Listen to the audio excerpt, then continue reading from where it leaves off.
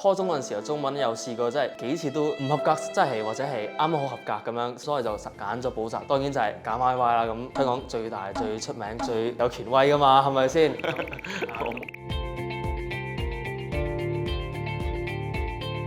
關於常規課程，我直情留意到你上 online 嘅喎。係啊。點解咧？首先就係唔好彩，爭唔到。你有冇爭過先？有爭過，真係爭唔到，真係爭唔到。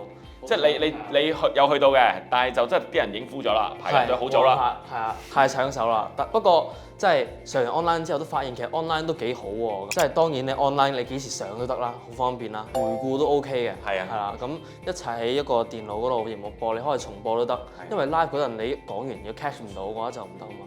但係因為 YY 即係講嘅內容比較豐富咁。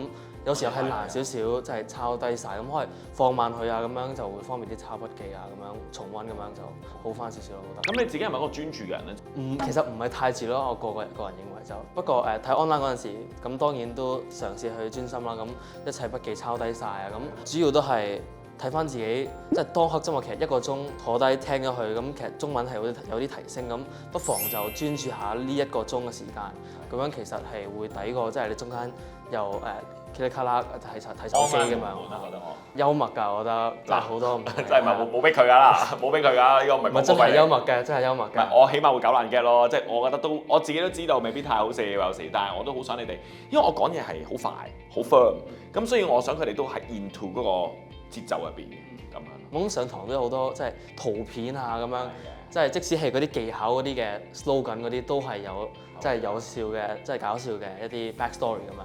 好，我知道哇，你好特別啦，因為又報咗你常規課程，同一時間咧，亦都考咗個 mock，咁 mock 嘅成績都幾好喎。不如我哋先從呢個 mock 講起先啦。咁 mock 咧，我見到你嘅成績，哇，特登睇翻個數據喎，呢排29喎。係咩？係啊，點啊？你收到嘅時候係咪都覺得，係咁噶啦，預咗咁勁噶啦？咁唔係嘅，本身我考過嗰陣覺得閱讀卷好難嘅。咁直總係有挑戰性過 DSE 咁樣，但係收到呢個成績當然開心啦。但係我覺得好嘅開心啦，唔好嘅話都唔好太即係失落。我覺得 mock 係即係收到翻嚟，睇下有咩可以即係再進一步改善。因為評語好多都有解卷，我覺得最緊要就係睇翻解卷，明白自己錯喺邊，明白篇文嗰個嘅文路想你理解到啲乜嘢嘅立意啊等等嗰啲，我覺得呢一個都係好嘅一個學習嘅機會咁。係啦，好好啊，因為呢個位我哋都想攞嚟提醒啲中四五啊或者嚟緊 coming 嘅中學同學，因為好多時候佢哋考完mock咧，覺得我就係要當下嘅感覺，考完就算數。其實唔係嘅，即係你平時上個 regular 又好，你考mock同一時間結合，你一定要真係翻去實踐啊！學你話齋，知道自己錯啲咩都重要㗎嘛，係嘛？即係我哋評語好多，你又會睇翻 marking scheme，知道有咩解卷。因為講真呢篇文咧，我哋揀係有深度嘅，即係其實唔係咁容易。我諗你都 feel 到係嘛？咁你自己作文咧，你係寫開記敘文定係議論文？因為我議論文唔係好識點樣背例子啊，就棘呢一啲咯。但係所以主要都係記敘文，但係開放題都嘗試係 adapt 翻少少。咁你喺公開考試嘅時候，你點樣善用我哋平時課堂教到嘅嘢去用翻？好多都係因為上堂嗰啲拆題嘅技巧，因為我記得好似嗰陣時上你 regular 係即係每堂開始都有10分鐘拆題，咁我覺得嗰啲嘅思路啊，嗰啲嘅橋都擺得翻入去咯，即係親情啊嗰啲嘢咁樣擺翻第2題嗰個嘅題目下。你交過好多文，特登睇翻你，所以你一定係勤力㗎啦，我肯定，因為佢交咗好多文。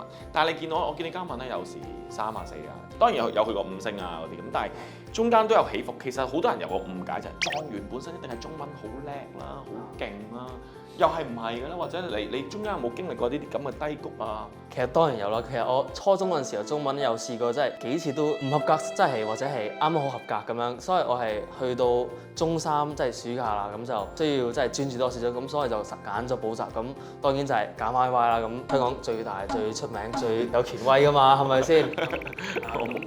唔係廣告費嚟。中間因為睇翻筆記嗰啲內容，即係嘗試作翻啲題目啊，即係當時一開頭未拿捏到啊，所以即係分數即使係作文即係練習都比較差。不過即係好有高低起伏嘅，因為嗰陣時試緊唔同嘅嘢唔同嘅題，即係睇下記敘文、議論文邊一個係好適合多啲，咁之後睇下揀邊一個啊，或者專注邊一個多啲咁樣，係真係好想 improve 呢個科目嘅，因為中文其實一直都係我最弱個科啦，咁所以就係想專注多少少，所以就會勤力啲。你會唔會建立一啲溫習嘅筆記啊、抄寫嘅過程？反而呢一個我就懶少少，我同大部分嘅考生唔同嘅地方就係我唔會將寫筆記，因為我覺得本身筆記入面我係睇嗰次吸收咗之後，我係主要係透過練習咁樣去用翻出嚟咯。咁我係想透過範文，我即係會 pick up 到一啲即係寫作技巧，點樣鋪排啊等等嗰啲嘢。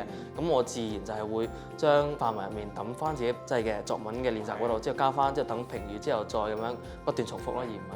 呢個都好好，因為咧，我覺得讀書其實冇一定啱同錯嘅方法嘅，因為睇人啊。我以前讀中史有文學啊嘛，我有時背書我中意周圍行嘅，即係我喺度企一路行我先背到書嘅。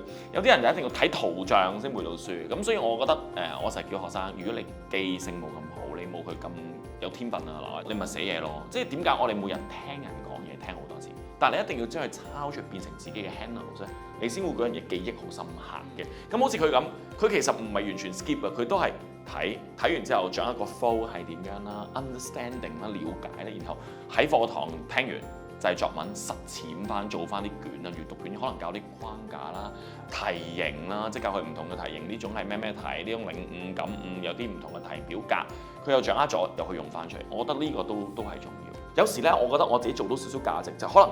直接啲講，坦白啲講，你講到我今日幫手咧，我好開心，因為有時可能你本身其他科可能都係滴五正星，可能中文，喂，其實你攞5都好難好正路，攞5星亦都合理。有時真係爭一粒，有時我幫到學生令到你咁樣，可能你直接啲講，你可能獎學金啊、讀大學啊或者其他嘢都爭好遠啊嘛，咁我都會好開心咯，係咯。你最後我哋勉勵下啲人，未必個嘅起點同你一樣。